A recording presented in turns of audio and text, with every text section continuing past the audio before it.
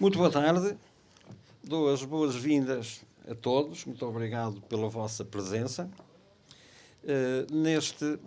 Esta jornada, mais este seminário de demonstração tecnológica do nosso projeto Qualify.Teca, que é um projeto que pretende fazer a caracterização e a qualificação de uma fileira de equipamentos, serviços e ingredientes para a indústria alimentar.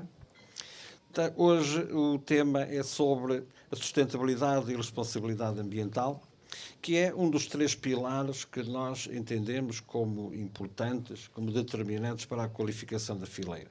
Portanto, este pilar, juntamente com a Indústria 4.0, que fizemos aqui há umas semanas também aqui um seminário tecnológico, portanto, a Indústria 4.0, a sustentabilidade e a responsabilidade ambiental, questões ligadas à pegada de carbono e à energia, e depois também uma outra questão que tem a ver com a literacia financeira. Portanto, são estes os 3 pilares deste projeto.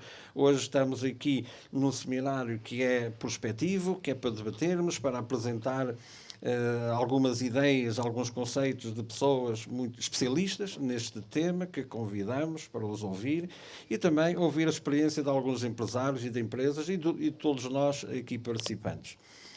Vamos prosseguir neste momento com uma apresentação genérica do vídeo e depois vamos fazendo esta viagem durante cerca de 1h30 até à frente. Muito obrigado.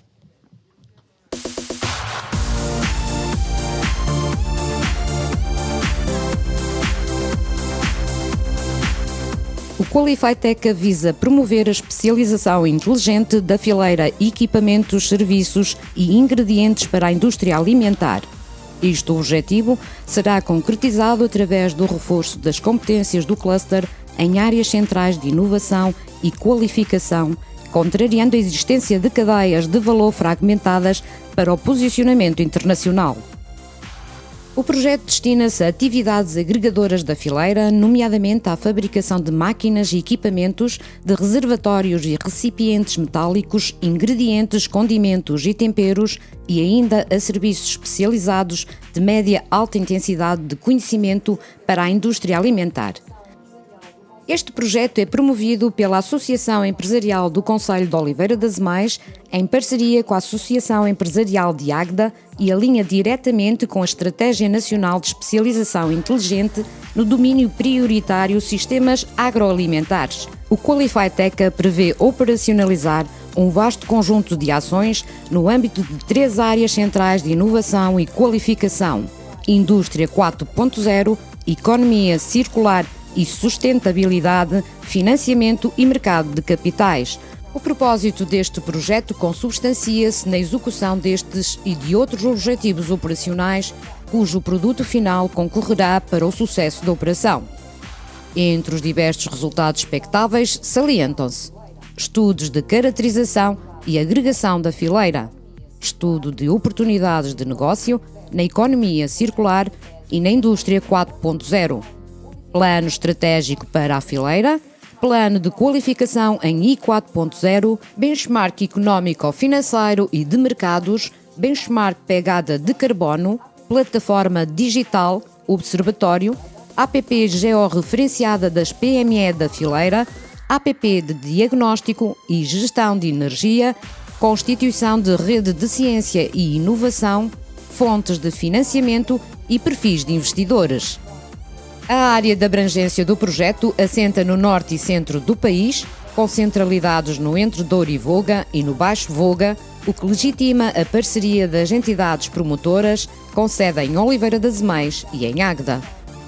O Qualify.Teca é financiado pelo Portugal 2020 no âmbito do Programa Operacional Competitividade e Internacionalização, no montante de 678.179,55 €, dos quais mais de 576.000 € são provenientes do Fundo Europeu de Desenvolvimento Regional.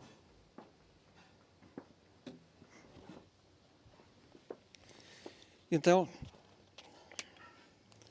e neste momento, para prosseguir, temos aqui o gosto de ouvir a professora Margarita Robaina fazer uma apresentação.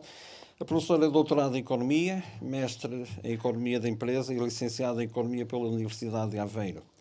membro da Unidade de Investigação em Governança, Competitividade e Políticas Públicas, no Grupo Competitividade, Inovação e Sustentabilidade. É professor auxiliar e membro da Comissão Executiva do Departamento de Economia, Gestão, Engenharia Industrial e Turismo da Universidade de Aveiro. Com publicações em livros e revistas internacionais com arbitragem científica, Margarita Robaina tem participado em várias conferências, tanto na comissão organizadora como na comissão científica e como moderadora e palestrante. As suas áreas de interesse são economia da energia, economia do ambiente e dos recursos naturais, política energética e ambiental e modelos de equilíbrio geral. Ligado a alguns projetos e grupos de trabalho, tais como estudo de caracterização para o reordenamento e valorização da pesca lagunar na Ria de Aveiro, Polis Litoral, elaboração de documentos orientadores dos eixos da Agência para a Sustentabilidade e Competitividade, eficiência e durabilidade do processo de inovação em ambientes industriais. Grupo de trabalho Nova de Estatísticas de Energia, Grupo Missão para o Desenvolvimento Sustentável da Universidade de Aveiro, Grupo de Trabalho para a Reforma Fiscal Verde em Portugal, CATS e Aliança de Conhecimento em Desenvolvimento de Produtos e Serviços para a Economia Circular e Sustentabilidade do Ensino Superior, Artur, o impacto da qualidade do ar na competitividade dos destinos turísticos, Bioagroflores, modelo sustentável de gestão da cadeia de abastecimento da biomassa agroflorestal residual, suportada numa plataforma web R3EA, energias renováveis, avaliação económica e das externalidades. Ainda vice-presidente da Associação Portuguesa da Economia de Energia e membro do Conselho de Administração da Associação Luso-Espanhola de Economia dos Recursos Naturais e Ambientais e da International Association of Energy Economics. Professora, tenho o prazer de ouvir. Se calhar seria bom chamar a atenção. Nós não vamos agora, neste momento, chamar as pessoas para a mesa da presidência, só por uma razão muito simples, assim podemos usufruir melhor de cada apresentação. Depois, no final, falaremos. Ora, muito boa tarde, obrigada pela apresentação, extensa apresentação. É um prazer estar aqui hoje, portanto, a minha apresentação está feita. Estou aqui com muito gosto a representar a Universidade de Aveiro e esta área da economia circular. Vou só colocar isto em modo de apresentação. Portanto, aquilo que eu vos venho falar um bocadinho dentro do que são as minhas áreas de conhecimento é dar-vos aqui uma abordagem primeiro geral do contexto e do conceito de economia circular e enquadrar um bocadinho qual é a situação portuguesa e europeia nestes domínios. E depois fazer uma abordagem também sempre de uma forma mais generalizada, uma vez que as outras palestrantes vão concretizar mais em aspectos mais específicos, mas relacionando sempre a área empresarial e a área dos consumidores. E, portanto, em termos gerais, nós podemos enquadrar aqui a economia no meio ambiente essencialmente por duas ligações. Uma ligação ex-ante, que liga a economia a tudo aquilo que vai buscar ao meio ambiente, seja energia, matérias-primas, portanto, tudo recursos naturais, a água, e, portanto, a economia vai buscar esses inputs para produzir bens e serviços. Do outro lado, mais ex post, temos o impacto ambiental que a utilização e o processo de fabrico desses bens e serviços tem no ambiente. E então aí vamos ter o que nós conhecemos como poluição, pode ser poluição sonora da água, do ar, etc., e, portanto, esses dois tipos de impacto podem como que ser divididos, apesar de estarem relacionados, mas, portanto, são tratados de forma separada para poderem-se aplicar políticas e medidas no combate a estes dois problemas e desafios que nós vamos ver a seguir. Portanto, olhando primeiro para a extração de recursos que a economia precisa, nós podemos ver, nomeadamente há uma variável que é muito utilizada, que é o consumo interno de materiais, quando analisamos a situação dos vários países. O consumo interno de materiais é aquilo que uma economia precisa e extrai internamente para as suas atividades produtivas, mais os recursos que importa e subtraindo os recursos que são exportados. E podemos ver aqui a realidade portuguesa entre 95 e 2019. Vemos a linha verde, é o total de recursos extraídos e consumidos pela economia portuguesa. Vemos que esse consumo interno de materiais tem aumentado, essencialmente até 2010, 11. Depois há ali uma quebra que se deve à crise financeira e económica que se verificou nesse período, portanto, entre 8 e 12, e depois uma ligeira recuperação. Aqui o consumo interno de materiais português está muito dependente, e vemos ali a segunda linha, que são os minerais não metálicos, dos setores consumidos na área da construção. Claro que depois há outros também relevantes, que estão nas linhas abaixo, mas esse setor tem uma grande relevância e a sua evolução tem um grande impacto nos materiais que são consumidos na indústria portuguesa, na economia portuguesa. Mas, claro, nós podemos pensar, a economia consome recursos porque está a produzir alguma coisa de útil para a sociedade, que traz valor aos consumidores e aos cidadãos. Mas há aqui um conceito que é muito usado para medir a eficiência da utilização desses recursos, que é o conceito de decoupling, ou de desligamento, digamos assim, do que é o crescimento económico do consumo de materiais. Ou seja, o ideal seria nós crescermos economicamente, produzirmos cada vez mais bens e serviços, mas sem que o consumo de materiais aumente na mesma proporção. Ou seja, se nós conseguirmos crescer sem o respectivo aumento na mesma proporção de recursos naturais, estamos a ser cada vez mais eficientes do ponto de vista do respeito pelo ambiente e dos recursos naturais. E aqui nós podemos ver essas variáveis para a economia portuguesa. Portanto, o PIB é a curva a verde, ali estamos em número índice, portanto, acima do 100 temos um crescimento do PIB, coisa que se verificou entre 95 e 2019, a linha a verde. Mas o que estamos a ver é que o consumo de materiais, que é a linha azul, aumentou a taxas superiores ao aumento do PIB, até sensivelmente 2012. Depois de 2012, ela cruza a linha do PIB e passamos a ter um crescimento do PIB superior ao consumo de materiais. Se dividirmos uma coisa pela outra, temos o que se chama de produtividade dos recursos. Ou seja, quantos euros é que nós estamos a produzir por quilo de material consumido. E essa evolução da produtividade, que está ali a laranja, passa a ter valores positivos, ou seja, passa a ter valores acima dos 100, só a partir de 2012, sensivelmente. Portanto, até aí estávamos cada vez a ser mais ineficientes. Crescíamos menos do que aquilo que estávamos a consumir. Portanto, não estávamos a dissociar esse crescimento do consumo de recursos. Aqui temos a comparação de Portugal com a União Europeia e vemos que ambos os gráficos, Portugal está numa situação desfavorável. Ou seja, no gráfico da esquerda temos a produtividade dos recursos, aquilo que estamos a produzir em euros por cada quilo de materiais consumidos, e vemos que Portugal está na linha verde, está abaixo da linha da União Europeia. Ou seja, em 2019 nós estávamos aqui a produzir cerca de 1,10 € de PIB por cada por cada quilo de material, enquanto que na União Europeia tínhamos uma produção de cerca do dobro, ou seja, em média 2 € por quilo de material consumido. Isto em média da União Europeia. No gráfico da direita, também vemos que, por habitante, estamos a consumir muito mais do que a média da União Europeia. Temos aqui um valor que, em termos de habitantes em 2020, estimado, era de cerca de 16 toneladas por habitante, enquanto que a média da União Europeia se encontrava à volta dos 13. Portanto, temos aqui um caminho a percorrer e melhorias a fazer naquilo que estamos a consumir face àquilo que produzimos.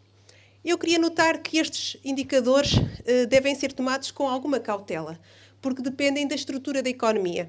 Ou seja, se dissermos que uma economia tem uma grande estrutura baseada na construção, na indústria, é natural que consuma mais materiais do que uma economia que está baseada no turismo ou nos serviços. Por exemplo, o Luxemburgo tem muito bons indicadores relativamente a estas variáveis, comparada com a Alemanha ou com outros países que têm uma base industrial muito forte. Portugal até poderia ter vantagens neste aspecto, porque Portugal tem uma grande base de turismo e de serviços. Portanto, aqui a construção pode justificar alguma desta evolução, mas Portugal ainda poderia estar melhor do que está relativamente a estes indicadores. Relativamente ao outro lado do impacto, portanto, vimos como é que estamos em relação àquilo que extraímos, como é que estamos em relação àquilo que depositamos, em relação aos resíduos. Aqui não sei se dá para ver muito bem, mas ali temos as metas da União Europeia relativamente aos resíduos, no que diz respeito à reutilização e reciclagem. Pretende-se que em 2025, que está aí à porta, tenhamos uma reutilização e reciclagem superior a 55%, e uma meta para deposição em aterro inferior a 10% para 2035. Ora, se olharmos para a situação de Portugal, não sei se conseguem ver ali onde está a setinha, Portugal tem 28%, ou seja, aquele é o valor para 2017, que era o mais recente que encontrei. Portanto, 28%, quando daqui a 3 anos deveríamos estar acima dos 55% de reutilização e reciclagem. Já na parte dos depósitos em aterro, temos uma percentagem de 50% e a meta seria de menos 10%. Portanto, vemos ali alguns países que estão assinalados a verde, que atualmente já estão a ultrapassar as metas, como é o caso da Alemanha, da Áustria, da Eslovénia, para a reciclagem, e na última coluna temos sempre a Dinamarca, a Alemanha, a Áustria, temos a Suécia com 0%, Bélgica, portanto, com metas já mais do que atingidas. Portanto, a economia circular entra aqui como resposta, possivelmente a solucionar estes desafios. Por um lado, a extração de materiais, por outro, a diminuição do impacto através dos resíduos. Contrasta, então, com a economia linear, que nós estamos habituados, portanto, o extrair, produzir, utilizar e deitar fora, que tem um grande impacto, quer na extração de resíduos, nomeadamente, extração de recursos, nomeadamente recursos energéticos, como também no impacto, quer ao nível das emissões de CO2, quer ao nível de resíduos e outro tipo de poluição. E, portanto, a economia circular surge aqui, como o próprio nome diz e como a figura elucida, de forma a manter naquele círculo o maior número ou maior tempo possível os produtos que são produzidos e os materiais que são utilizados. Portanto, mesmo depois de utilizado o produto, dá-se privilégio à reparação, à reutilização, e mesmo depois do produto não servir as suas funções iniciais, a sua reutilização e reciclagem dos materiais que foram usados, de forma a mantê-los o máximo de tempo possível naquele círculo. Desta forma, a extração de materiais é minimizada, assim como os resíduos que saem no final. Este tipo de economia apresenta aqui também uma potencialidade de criação de valor para as empresas, uma vez que surgem aqui novas oportunidades de exploração de materiais, dos produtos, e a própria perpetuação dos produtos na cadeia produtiva dão oportunidade às empresas de ganhar valor ou tirar vantagem destes aproveitamentos. Ora bem, como é que então podemos tornar os produtos mais sustentáveis? Isto não é fácil para as empresas, estão aqui empresários, estão pessoas de várias áreas, sabem que é difícil e que muitas vezes não é o mais atrativo para as empresas entrar na dinâmica da economia circular.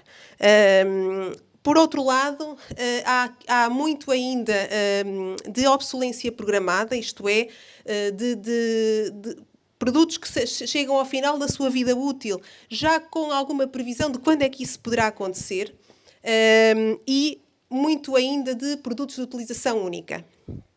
E, portanto, isto é algo que a iniciativa, que a economia europeia, a União Europeia, tenta combater. Podemos falar de vários tipos de obsolescência, ou de motivos pelo qual se deixa de usar um determinado produto. Há a obsolescência funcional, que é quando surgem produtos com outras funções. Isso não é necessariamente mau, pelo contrário, é para isso que nós investigamos e evoluímos, não é? Por exemplo, tenho um telemóvel e surge outro que antigamente não dava para tirar fotografias, este já dá para tirar fotografias, este já tem GPS. Portanto, o facto de trocarmos de telemóvel porque este tem novas funções não é mau, pelo contrário. Mas há outros tipos de obsolescência, nomeadamente a obsolescência pela moda, em que o consumidor troca de produto não porque aquele tem novas funções, mas simplesmente pelo gosto ou pela preferência. E há ainda a obsolescência pela durabilidade, ou seja, é quando o produto se estraga e já não pode ser utilizado.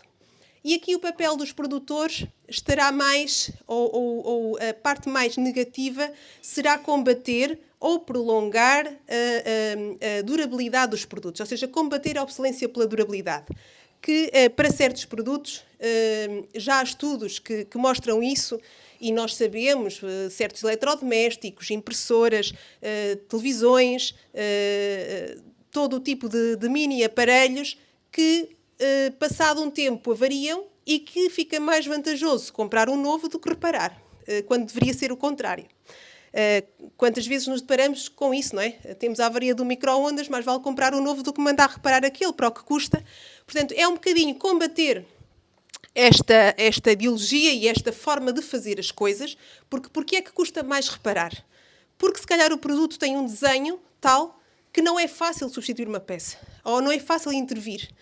E, portanto, pretende-se intervir ao nível da concepção dos produtos, fazendo um design que potencie essa economia circular, que potencie a reparação, a reutilização, o upgrade, ou até acrescentar novas funções ao mesmo aparelho, sem trocá-lo totalmente. E, portanto, há uma estimativa da União Europeia que diz que até 80% do impacto ambiental dos produtos é determinado na fase da concepção, seja pelos materiais que são usados, seja depois pela forma como ele se pode reciclar, seja por toda a vida útil e aquilo que poderia ser feito até o produto deixar de ser utilizado.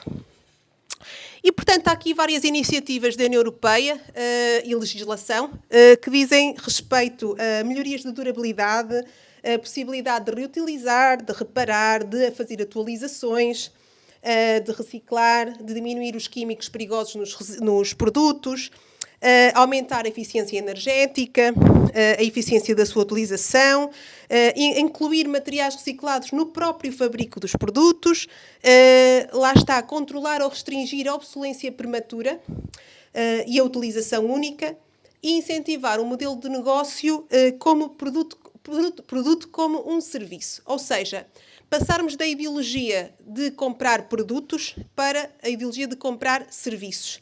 Ou seja, em vez de o vendedor ou o produtor vender os bens aos clientes, vende-lhes um serviço. Ele continua a ser detentor do produto, o cliente apenas contrata um serviço e isso, passando ou mantendo a responsabilidade do lado do produtor, dá mais incentivos a que este dê serviços também de reparação, de manutenção, porque vai perpetuar a relação com o cliente. E vai ter aqui novas fontes de receita do que só a venda. Nós vendemos um produto ao cliente e ele vai à vida dele, se quer reparar, repara, pode até nem reparar connosco, mas se eu mantiver uma relação com o cliente em que lhe cedo, entre aspas, o produto como um serviço e depois me comprometo a reparar, a fazer upgrades, a fazer atualizações, o cliente volta sempre e traz novas fontes de receita a esse mesmo produtor. Mas para isso é preciso também informar os consumidores, ou seja, os consumidores e os adquirentes públicos. Temos aqui informação de que na União Europeia cerca de 14% do PIB diz respeito às compras das autoridades públicas, portanto aqui também se têm introduzido critérios mínimos para contratações públicas ecológicas, portanto para incutir nas próprias administrações públicas a compra e a aquisição de produtos que respeitem o ambiente. Mas, do lado do consumidor, é necessário também informar. É necessário que ele esteja informado acerca da vida útil do produto, sobre se é possível reparar, se existem peças sobressalentes para aquele produto, manuais de reparação, informá-lo sobre o branqueamento ecológico, portanto, para a situação em que empresas passam a mensagem ou passam o marketing que são muito amigas do ambiente e, por vezes, essa informação nem é completamente verdadeira, isto no intuito de dar uma imagem ao cliente e muitas vezes o cliente é iludido e, na realidade, o produto nem é assim tão amigo do ambiente. Também a questão da obsolescência prematura, portanto, mostrar ao cliente que pode haver um produto com um preço mais elevado, mas que tem uma maior durabilidade, porque muitas vezes nós não sabemos isso, não temos essa informação e olhamos para o custo imediato, para o preço, não é? E também aumentar a questão dos rótulos, os logotipos de sustentabilidade e instrumentos de informação para que o cliente esteja bem informado quando faz as suas compras. Portanto, de facto, do lado das empresas, não há dúvidas que esta circularidade e incutir esta circularidade nos processos produtivos é indispensável para as metas que nós temos de neutralidade carbónica. Por outro lado, para além de cumprirmos com as metas ambientais e energéticas, estamos também a criar valor acrescentado e é isto que é preciso mostrar às empresas, que para além do respeito pelo ambiente, elas podem ganhar com isso. Muitas vezes, e estávamos há pouco em conversa a falar sobre isso também, as empresas têm uma visão míope do que é o seu lucro e, portanto, olha-se muito para o impacto imediato dos investimentos e das receitas, e quando temos que fazer impactos ou investimentos em relação a eficiências energéticas ou melhorias ambientais, o retorno não é imediato. Mas há diversos estudos e casos já de outras empresas, de diversos setores, que mostram que a médio e longo prazo, de facto, a empresa vai lucrar com esses investimentos, apesar de no curto prazo nem sempre isso ser evidente. E depois abrir oportunidades económicas. Há aqui novos mercados que podem surgir ou ressurgir. Antigamente havia muito a cultura da reparação e perdeu-se um pouco essas habilidades intermédias do reparar, não é? Das pessoas que consertam aparelhos, sapatos, bicicletas, em detrimento da compra do novo. E, portanto, está-se a recuperar de novo essas profissões, essas atividades. Isto pode ser uma oportunidade económica e de emprego para muitos agentes económicos. Há aqui alguns setores em que a União Europeia tem apostado face a esta circularidade, nomeadamente eletrónica, tecnologias, têxteis, mobiliário e produtos intermédios de elevado impacto. Eu pus ali apenas, por exemplo, o caso dos telemóveis e tablets, computadores, portanto, em que se está a apostar grandemente na sua durabilidade, na possibilidade de reparação, atualização, contrariamente ao que tem vindo a acontecer nos últimos anos. Por exemplo, o facto dos carregadores de telemóvel serem universais para aproveitamento dos próprios cabos, dos próprios carregadores de uns aparelhos para os outros, e melhorar a reciclabilidade, nomeadamente das baterias. Portanto, como eu estava a dizer, estão a surgir novos negócios ou novos modelos de negócios associados à economia circular que as empresas têm que estar conscientes de que existem e que lhes podem trazer vantagens. E já agora, indo diretamente aqui para o slide seguinte, quais são as implicações financeiras que esse modelo de negócio circular pode trazer às empresas? Por exemplo, do lado das receitas, o que eu estava a dizer há pouco, em vez de haver uma venda única, o vendedor ou o produtor pode fazer um leasing do produto, ou seja, pode ceder o produto durante um determinado tempo. Em vez de ter uma receita única, vai ter uma receita duradoura, que se prolonga no tempo, vai reter os clientes, vai oferecer outros serviços complementares, como a reparação, o upgrade, as atualizações. Portanto, o cliente vai recorrer à empresa em diversos momentos no tempo e não só no momento da compra. Portanto, há aqui uma perpetuação de receitas que as empresas podem aproveitar. Do lado dos custos, Ao mesmo tempo, nós estamos a promover a reutilização e a renovação para preservar o valor dos produtos. Ou seja, o próprio preço a que nós podemos vender esses produtos pode até ser mais elevado, porque é um produto mais durável, se o consumidor estiver bem informado e estiver disposto a fazer esse investimento, entre aspas.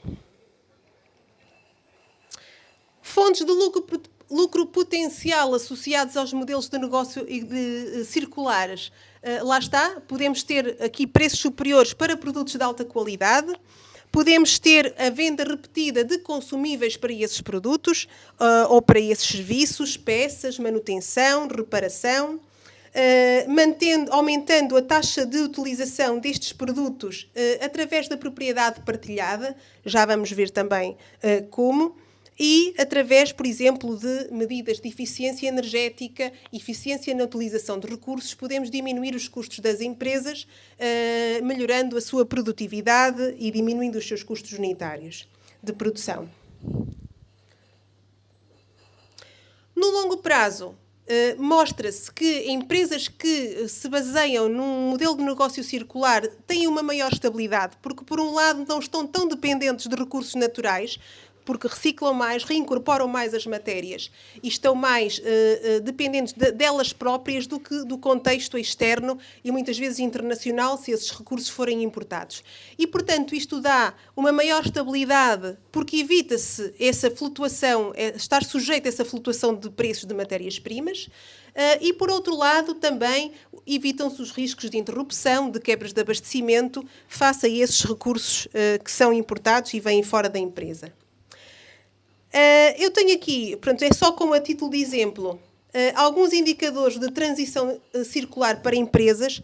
Isto foi um trabalho feito pela BCSD Portugal, em que neste relatório eles têm exemplos de aplicação destes indicadores para empresas de vários setores, para estas avaliarem a 3 níveis, portanto, em termos de fechar o ciclo, otimizar o ciclo ou valorizar o ciclo, como é que podem medir os seus progressos ao nível da economia circular, sejam através das suas entradas, portanto, recursos utilizados, sejam através de saídas, nomeadamente através da circularidade da água, da energia renovável utilizada, e depois também como é que podem tirar valor daquilo que estão a reutilizar, daquilo que estão a poupar em termos de resíduos e de recursos, e também ao nível da eficiência a diversos níveis. Água, recursos, energia, ok? Aqui mostra-se que a economia circular tem vantagens a diversos níveis, portanto está, de certa forma, ao serviço das pessoas, das regiões, das cidades. Para já vimos que há uma economia de custos para as empresas, apesar desta não ser visível no curto prazo, porque é necessário fazer investimentos. A médio e longo prazo, estima-se que ao nível da União Europeia haja uma economia de custos em materiais que ronda entre 250 a 465 bilhões de euros, portanto uma percentagem que vai dos 12% aos 23% dos atuais custos de materiais das empresas. Depois, a geração de empregos, o que se chama agora de empregos verdes, portanto, todos os empregos relacionados com a questão dos resíduos, com a reciclagem, com as energias renováveis, portanto, todo esse novo leque de empregos que são gerados em torno da economia circular.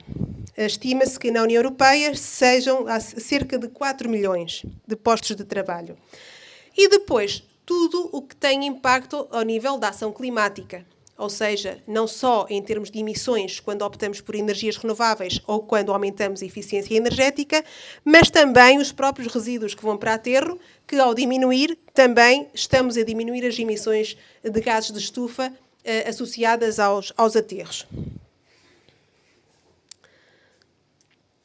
A economia da partilha pode ajudar e está incorporada neste conceito de economia circular, uma vez que, como o próprio nome diz, pressupõe a partilha e a utilização partilhada de determinados bens ou serviços. Aqui surgem então novas plataformas que combinam quem tem os produtos com quem precisa deles. E dando um exemplo muito simples, imaginem que eu tenho uma máquina de pipocas que comprei e uso uma vez por ano quando tenho o aniversário da minha filha, por exemplo, e do resto do ano está parada. E quando me esqueço de usar já nem uso. Portanto, por que não colocar aquela máquina ao serviço de quem poderia utilizá-la e potenciar o uso 20 ou 50 vezes por ano? E, portanto, em vez de haver a venda de 50 máquinas daquelas, a mesma máquina podia ser potencializada de várias formas. E nós temos, como exemplo, nas nossas próprias casas, um conjunto de equipamentos que usamos raramente e que várias famílias têm e multiplicam essa existência. Portanto, a economia partilhada põe em ligação quem tem, quem precisa e minimiza a produção desses bens, minimiza os recursos que são usados e os impactos depois no fim de vida útil desses produtos. E nós temos outros casos, como Uber, Airbnb ou outras plataformas que ligam consumidores a produtores. Produtores ou quem tem o recurso. Portanto, a economia da partilha tem também impacto na redução da poluição. Vemos o caso, por exemplo, da partilha de carros ou de boleias, não é? Em vez de irmos sozinhos no carro, termos vários utilizadores. E o conceito de não haver a propriedade do recurso ou do produto, mas sim usufruir do serviço. Transfere-se aqui a responsabilidade do produto do consumidor para o produtor. O produtor é responsável pelo produto e, portanto, vai aqui haver um maior comprometimento com a reparação, com a durabilidade do mesmo, porque ele é dono do produto. Ele apenas cede o serviço ao consumidor. Para concluir, portanto, qual é o caminho das empresas portuguesas neste sentido? Portanto, vimos qual é a situação de Portugal, vimos que, face à União Europeia, nós temos aqui um grande caminho para melhorias e um grande caminho para percorrer, mas, de facto, constata-se que há muitas empresas em Portugal que desconhecem mesmo o conceito de economia circular. Há estudos que mostram que as empresas maiores ou de maior dimensão que mais estão a adotar esta circularidade dos processos produtivos.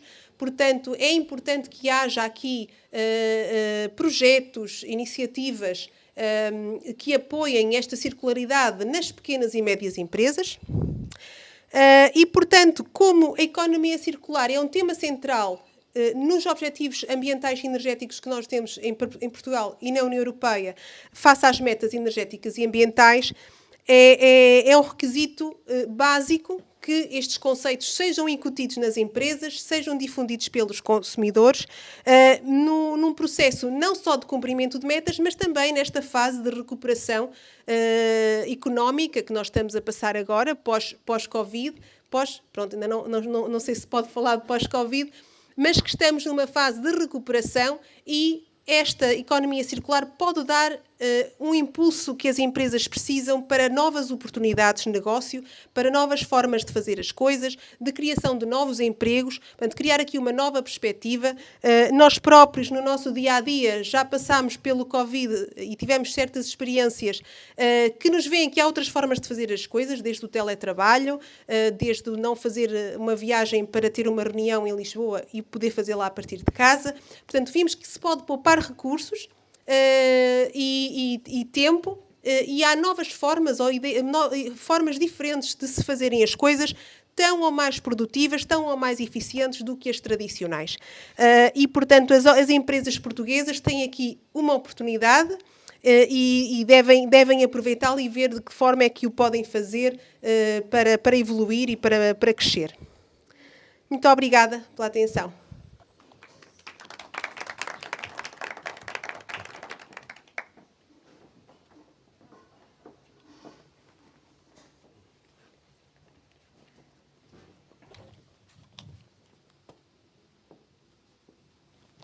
Muito obrigado, professora, pela sua apresentação. E pronto, é mais uma prova, uma demonstração da pertinência deste tema, cada vez mais atual, cada vez mais candente e bem aplicado, e que nós procuramos também este desafio no âmbito deste projeto do Qualify TECA. Então, e de seguida, uma mulher também, será a Marisa Leal. A Marisa Leal é doutorada em Segurança e Saúde Ocupacionais pela Faculdade de Engenharia da Universidade do Porto e licenciada em Engenharia Biológica, ramo de Controlo da Poluição, pela Universidade do Minho. Tem experiência de milhares de horas de formação profissional, consultoria e auditoria no âmbito dos mais diversos sistemas de gestão desde 2008. É versátil, dinâmica e empreendedora. A sua carreira profissional tem sido marcada por um vasto volume de formação e consultoria em empresas e nas mais variadas instituições, a nível individual ou integrando bolsas de formadores de várias entidades formativas e de consultoria. Marisa Leal, o palco é seu.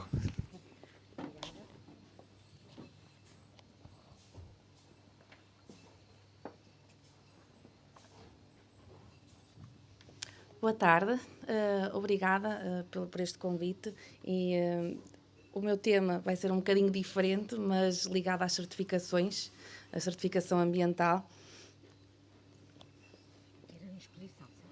Sim.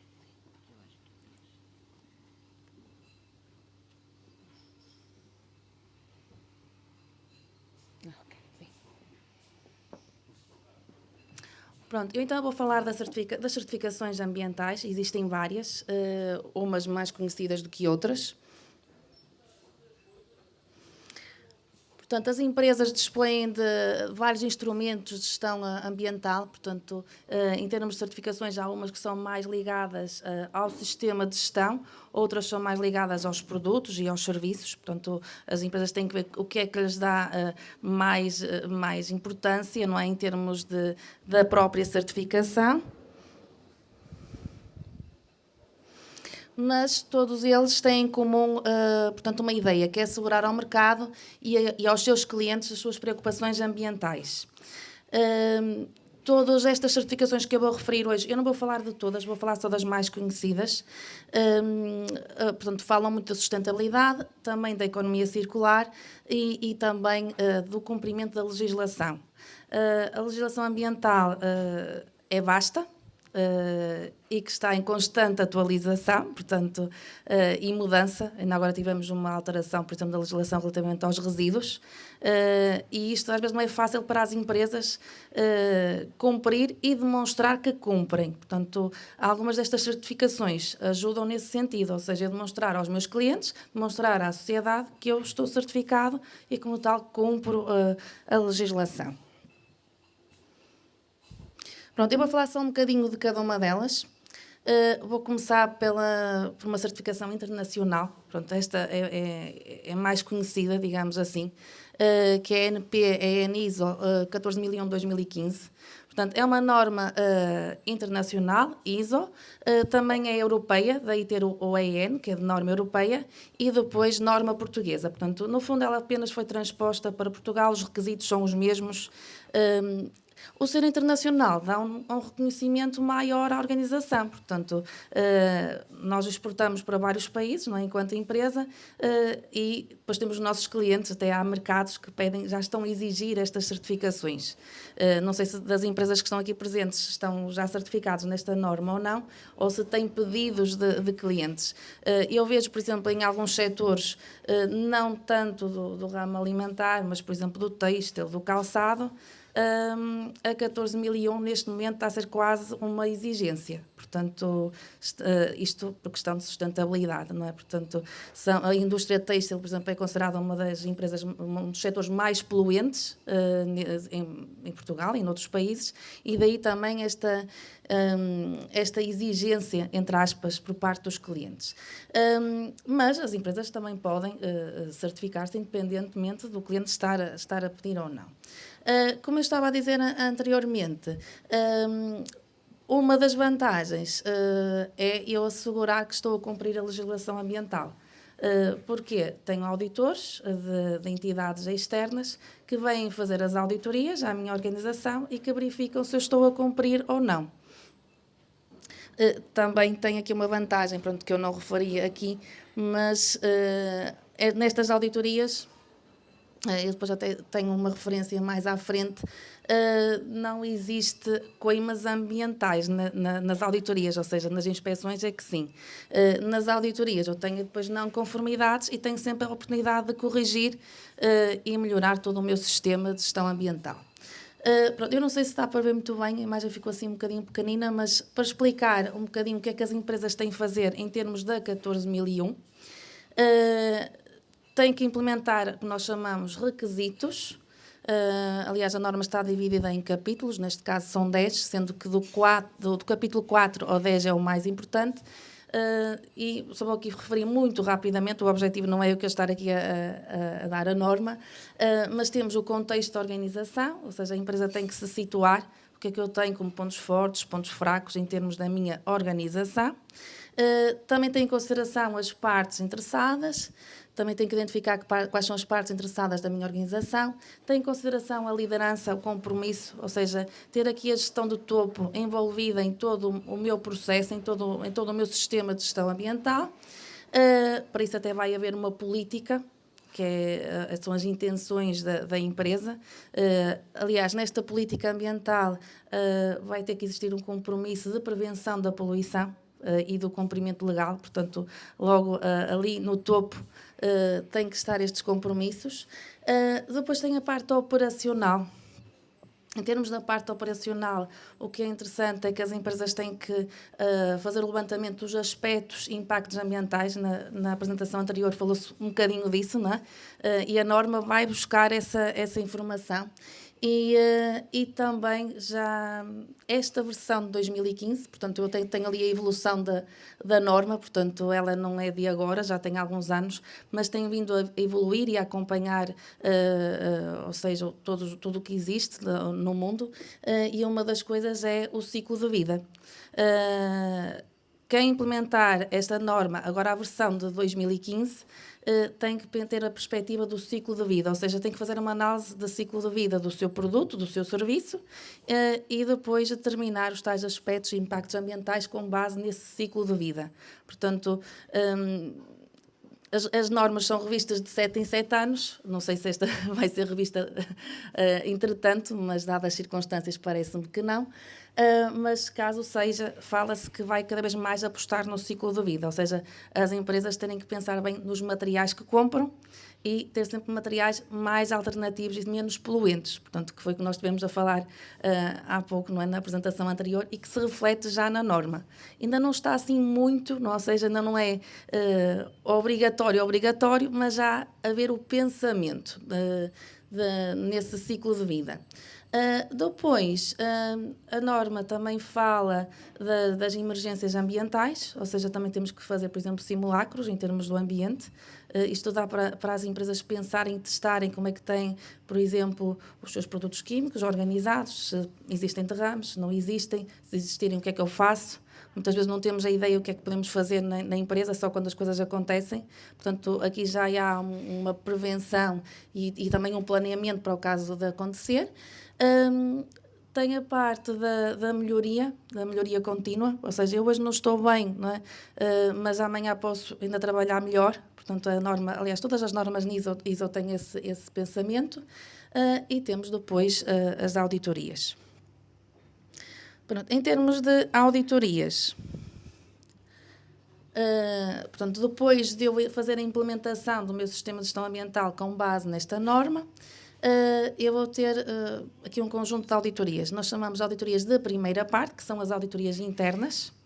Estas auditorias podem ser realizadas pela própria organização e com auditores internos ou externos. Mas mesmo sendo auditores externos, continua a chamar-se auditorias internas e são obrigatórios pela norma. Aliás, é um requisito da norma. São realizadas no mínimo uma vez por ano. Portanto, todos os anos eu tenho que ter uma auditoria interna.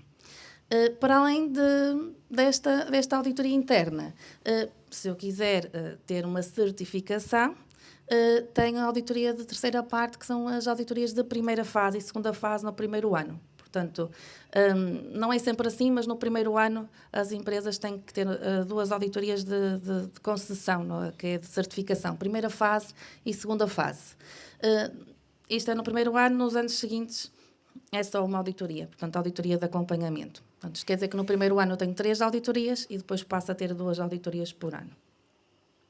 Existem vários organismos, eu só coloquei aqui alguns, mas existem mais.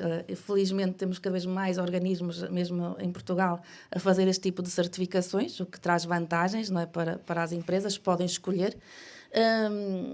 Desde a APSER, a IC, a TUV, a SGS, Bureau Veritas, portanto, mas existem mais, mas estas são as mais conhecidas. Pronto, em termos de 14.001, assim, de uma forma muito resumida, é isto. Depois temos uma outra certificação, que é o EMAS. Esta certificação é muito semelhante, aliás, em termos de requisitos, os requisitos são muito semelhantes aos requisitos da 14.001. Ainda acrescentam um pouco mais. Aliás, esta norma é conhecida, aliás, nem podemos chamar bem uma norma, no fundo acaba por ser também uma legislação que saiu, mas que não é de caráter obrigatório, é só quem quer seguir, e é comunitária, portanto não é reconhecida a nível internacional. Portanto, é a desvantagem que tem. A vantagem é a transparência. Eu até coloquei aqui uma tabela com as diferenças. Pronto, uma já disse, o âmbito, portanto, do EMAS é comunitário, enquanto a ISO 14.001 internacional. O EMAS obriga a um levantamento ambiental, enquanto a 14.001 não, mas é sugerido, aliás, até se acaba por fazer. Mas depois, a grande diferença é na comunicação externa. Enquanto na 14.001 apenas faço a comunicação da política ambiental e posso colocar no site da empresa, em termos do EMAS, para além da política, eu tenho que comunicar objetivos, metas, um programa de gestão ambiental e também o desempenho ambiental. Quer dizer que eu tenho que fazer um relatório de todos os consumos que tenho, em termos relacionados com o ambiente, com os resultados, valores, por exemplo, se eu tiver emissões para a atmosfera, eu tenho que ter esses resultados no meu relatório, ou seja, eu tenho que comunicar qual é o ponto de situação, como é que está a minha empresa para com o ambiente. E quando digo comunicar, é colocar, por exemplo, no site da organização, coisa que não acontece com a 14.001. Em termos de empresas certificadas pelo EMAS, não temos muitas em Portugal, já tivemos mais. Muitas empresas que optaram pela 14.001, mas há empresas que podem estar pelos dois, ou seja, eu posso estar pelo EMAS e posso estar pela 14.001. Não tenho que fazer opção. Depois, há uma que também é interessante e que existe empresas interessadas nesta certificação, é o do rótulo ecológico. O rótulo ecológico, portanto, já é um bocadinho diferente das que eu falei anteriormente. Portanto, anteriormente eram os requisitos. Claro que aqui há princípios que temos que cumprir. Também é de natureza voluntária, aliás, todas elas são. Nenhuma empresa é obrigada a certificar-se por nenhuma destes referenciais e visa reduzir o impacto negativo da produção e do consumo no ambiente. Também tem princípios, ou seja, tem tipo um guia. Aliás, até existe uma checklist, ou seja, a estrutura é um bocadinho diferente e eu tenho que cumprir com o que está ali na checklist. Qual é a dificuldade com este rótulo ecológico? Por exemplo, enquanto nas normas anteriores eu posso não cumprir um requisito, ou seja, estou a cumprir, mas não está assim muito bem e tenho uma não conformidade e posso dar resposta à entidade certificadora, aqui, se eu não cumprir os pontos todos, não consigo o rótulo. Okay? Portanto, enquanto no anterior eu tenho na mesma o certificado, desde que não tenha assim muitas não conformidades, se forem não conformidades legais não tenho, portanto, que seja legal eu tenho que mesmo cumprir, mas aqui este rótulo ecológico eu tenho que cumprir os pontos todos que estão naquela lista de verificação, que é a mesma lista que os auditores também utilizam. Se não cumprir um deles, não tenho o rótulo. Pronto, tenho mesmo que cumprir tudo que lá está. Mas também é menos exigente que as anteriores. Pronto, aqui também explico um bocadinho. Está mais associada a produtos e serviços, portanto, não é enquanto nas anteriores é do sistema de gestão, aqui é o rótulo para o produto. Muitas vezes, nós às vezes não reparamos, mas há produtos que nós compramos que têm este rótulo na embalagem. Enquanto nos anteriores são as entidades certificadoras que fazem as auditorias e que depois também emitem o certificado e que nos dão, portanto, autorização para utilizar a marca de empresa certificada, aqui é a Direção-Geral das Atividades Económicas, portanto, é o organismo em Portugal que pode, digamos, emitir o tal selo e rótulo ecológico. Também achei interessante trazer esta, apesar de já é um bocadinho diferente, mais uma que eu acho que, aliás, porque tem ganhado muito, ou seja, muito impacto em termos das empresas e até já há outras certificações que não têm nada a ver com estas do ambiente, mas certificações, por exemplo, da área têxtil, que eu, para ter uma determinada certificação, sou obrigada a comprar produtos FSC. Portanto, e o número de empresas que têm aderido a este tipo de certificação é mesmo muito grande, porque depois, para conseguirem vender os seus produtos, não é, têm mesmo que ter esta certificação. Portanto, é uma certificação que está ligada à proteção das florestas, está muito ligada, por exemplo, ao papel, neste caso, e está ligada, portanto, a etiquetas, tudo, embalagens de cartão. Eu, enquanto organização, muitas vezes, para ter outras certificações, lá está, tenho que comprar empresas que vendam apenas produtos FSC. Portanto, também não é um sistema de gestão, é mais ligado ao produto em si, e também da mesma forma que eu expliquei anteriormente. Tem uma série de regras que eu tenho que cumprir e só consigo ter, ou seja, este tipo de certificação se cumprir as regras todas. Mas acho que é uma certificação que vai ter cada vez mais peso e maior importância nas organizações. Pronto, em termos de certificações, a que nós temos em termos do ambiente são estas, portanto, as mais conhecidas e que eu acho que também são mais pertinentes para nós implementarmos nas nossas organizações. Muito obrigada.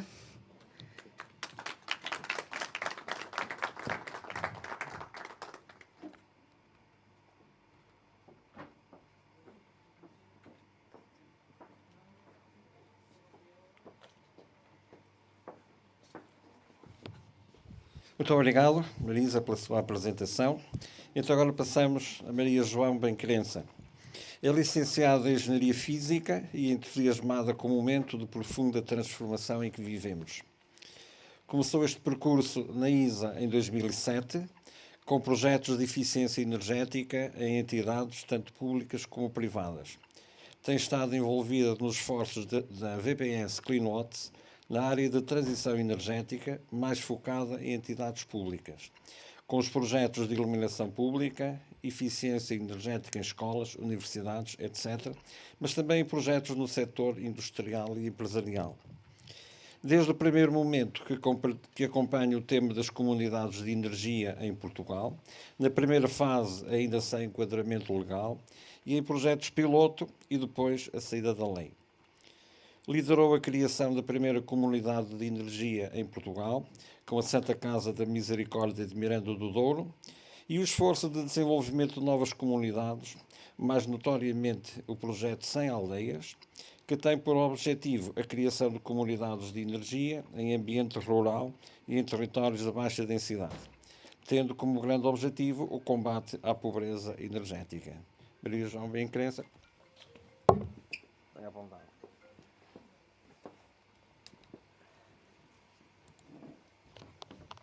Boa tarde.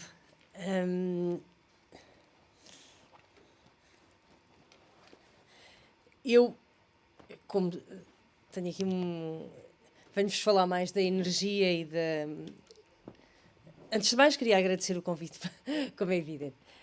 Mas vinha-vos falar da energia e do que está a acontecer com a energia neste momento nas empresas, um bocado por todo lado, mas em especial nas empresas. Pronto, é óbvio que a descarbonização é um problema e é uma oportunidade para todos. Isto é transversal no mundo. É uma coisa que todos sabemos. Estas caras, nós mais ou menos todos conhecemos. E sabemos o papel que eles andam a desempenhar, ou que deviam estar a desempenhar e não desempenham. Mas a verdade é que mais de 70% das emissões antropogénicas de dióxido de carbono continuam a estar relacionadas com a produção de energia fóssil, não é? E isso é um problema, e a nossa capacidade de descarbonizar a produção de energia é fulcral neste momento e é essencial para conseguirmos reverter a crise climática em que estamos. E, portanto, os sistemas de eficiência energética, a produção de energia renovável, são essenciais neste momento, e são essenciais de um ponto de vista ambiental e não só. Eu não sei se têm acompanhado os preços de eletricidade, mas estão de arrancar os cabelos. Eu tenho trabalhado mais, como dizia há bocado, a minha simpática apresentação, tenho trabalhado muito o setor das comunidades de energia e muito em ambiente rural, e, portanto, estou um bocadinho desligada da indústria nos últimos 2, 3 anos.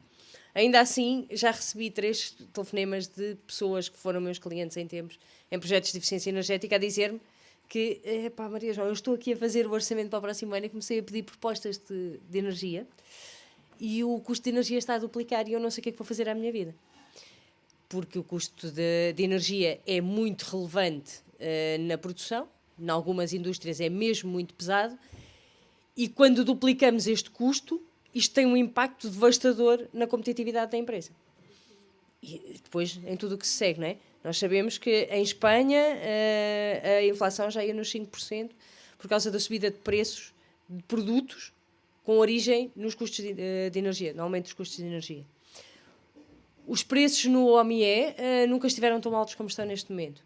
Nós viemos de um ano, ainda por cima, que foi um ano de preços de energia anormalmente baixos. O ano passado, o ano 2020 foi anormalmente baixo. Neste ano está 8 vezes mais do que estava há um ano atrás. Portanto, isto está completamente descontrolado. O custo está com um aumento que parece perfeitamente descontrolado.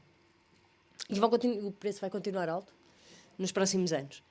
Neste momento, o Governo está a tentar fazer o possível para limitar a passagem deste aumento de custos para os consumidores, sobretudo nos residenciais, para as empresas também, mas com mais dificuldade, não é? Mas nós sabemos que depois a perda de competitividade das empresas depois vai ter impacto também nos consumidores. Portanto, isto depois está-se a tentar controlar, mas é muito difícil controlar uma coisa destas proporções, que não tem a ver só com Portugal, é uma coisa transversal, é uma coisa europeia, tem a ver com a crise do gás natural, tem a ver com uma série de coisas.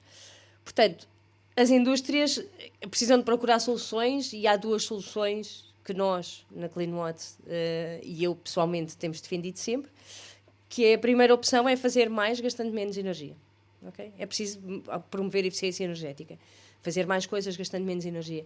É preciso monitorizar os consumos energéticos das indústrias, saber onde é que elas estão a gastar, saber como é que elas podem poupar. Nós andamos a tentar vender este tipo de projetos às indústrias já há muito tempo, e as pessoas vão-nos perguntar, pois está bem, então e como é que eu depois posso poupar? Não sei eu depois como é que posso poupar. Pronto, e estão aqui algumas coisas que nos ajudam a poupar. A gestão da eficiência energética, a gestão das faturas de eletricidade é muito importante, as faturas de eletricidade serem sempre validadas. Os erros acontecem, as más leituras acontecem, e tanto na eletricidade como na água, como no gás, é preciso sempre validar as faturas e ver se aquilo que nos estão a faturar é mesmo o que nós consumimos. É preciso detectar anomalias nos equipamentos. Porque quando o equipamento começa a chegar ao fim de vida, a primeira coisa que ele faz é começar a disparar o consumo de energia. E, portanto, há um momento em que se torna eficiente trocar o equipamento, porque o consumo de energia já está tão alto e a falta de produtividade está tão alarmante que é preciso trocar. E é preciso conseguir detectar esse momento. A gestão de eficiência energética, eu não falei muito nela, mas é essencialmente saber quando é que eu gasto, conseguir gerir quando é que eu vou gastar. Isto é, pronto, agora vou meter aqui uma bucha, não é?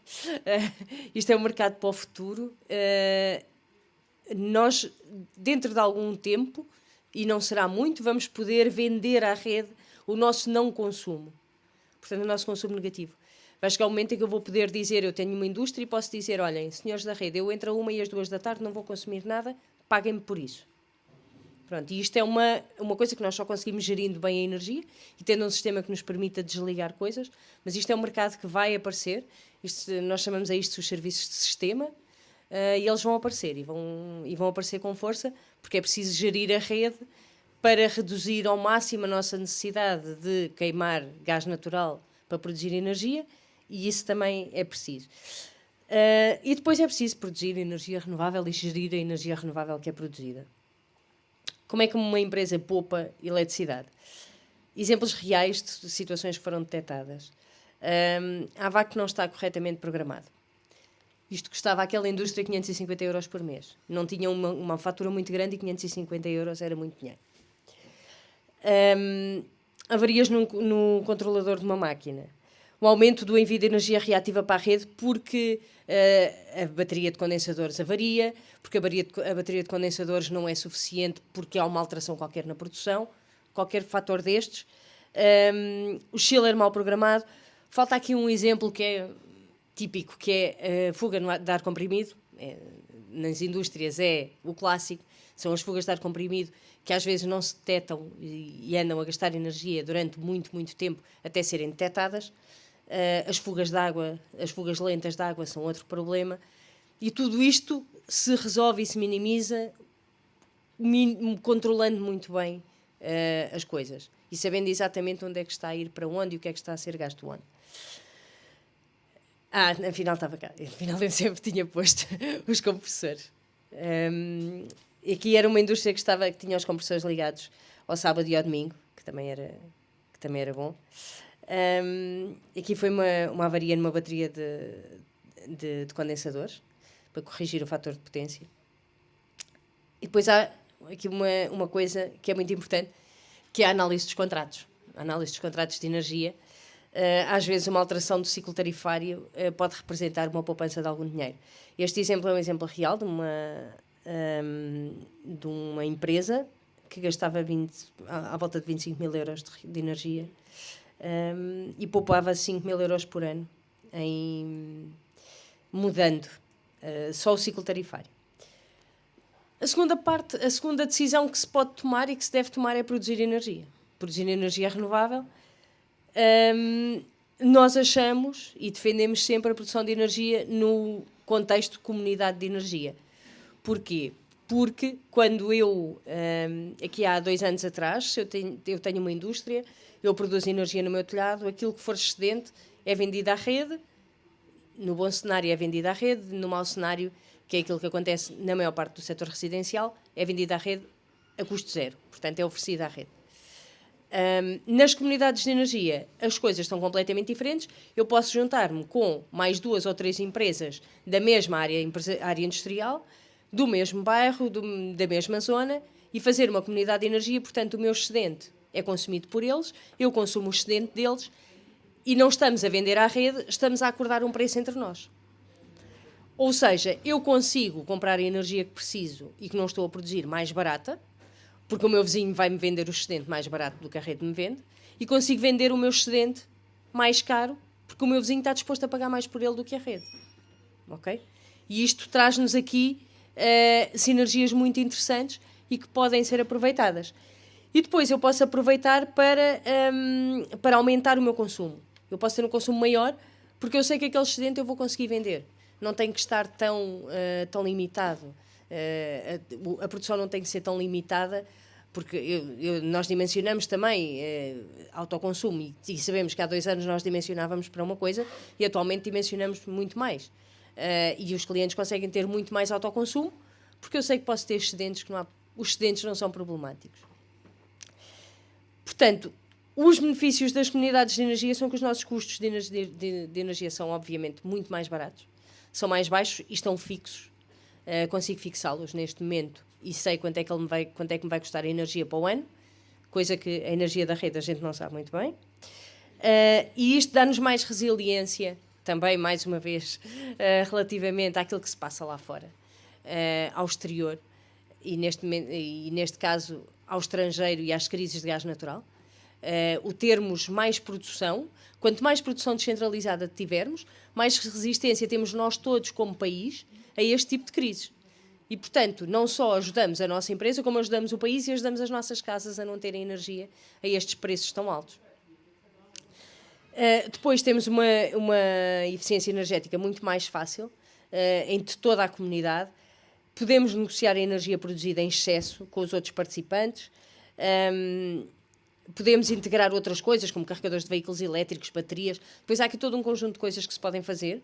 Neste momento há uma oportunidade grande que podemos aproveitar e que as empresas devem tentar aproveitar, que é o PRR, não é?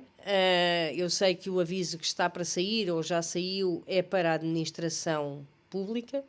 Ainda não percebi bem se a administração central, se toda a administração pública, portanto se inclui a administração local, mas certamente haverá avisos também que são aplicáveis às empresas e que as empresas podem usar para financiar a produção de energia, mas também as outras coisas que são um bocadinho mais difíceis de financiar neste momento, porque a viabilidade económica é mais difícil, que é, por exemplo, o armazenamento de energia.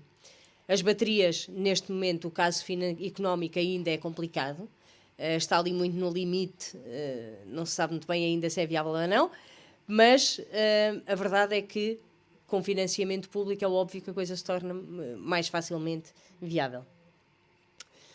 Isto são umas curvas que mostram que o uso, como é que este alargamento dos excedentes, este perder a preocupação com a injeção de excedentes nos ajuda.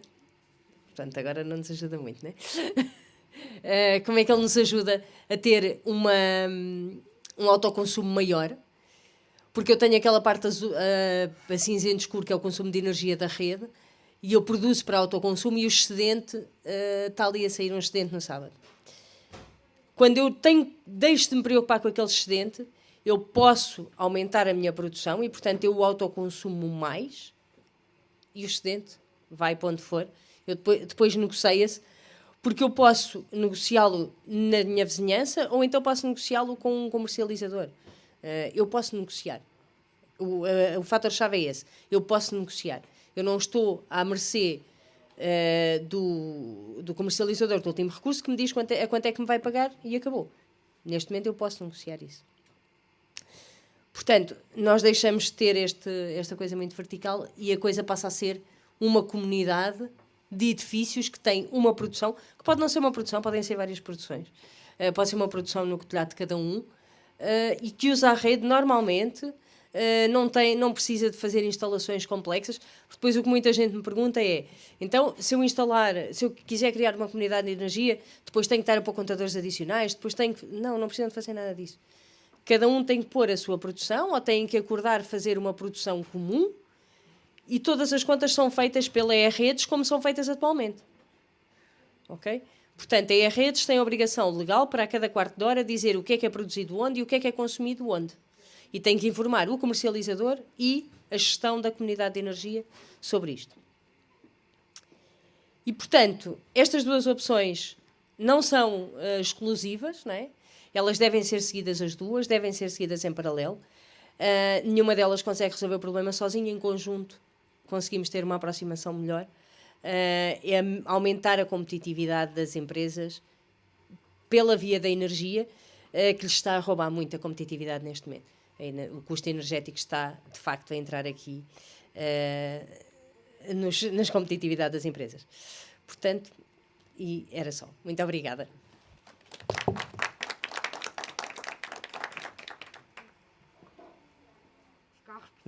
Portanto, chegar acima rapidamente. Pronto, muito obrigado por esta, Maria João, também pela sua apresentação. Tivemos aqui três sensibilidades diferentes, 3 leituras, 3 intervenções que contribuem, todas elas, de uma maneira, cada uma à sua maneira, para esta preocupação da economia circular, nós fazermos o que temos a fazer e conseguir gerir convenientemente os nossos recursos neste planeta que nós gostamos tanto e que queremos deixar para nós e para os outros que vêm a seguir atrás de nós.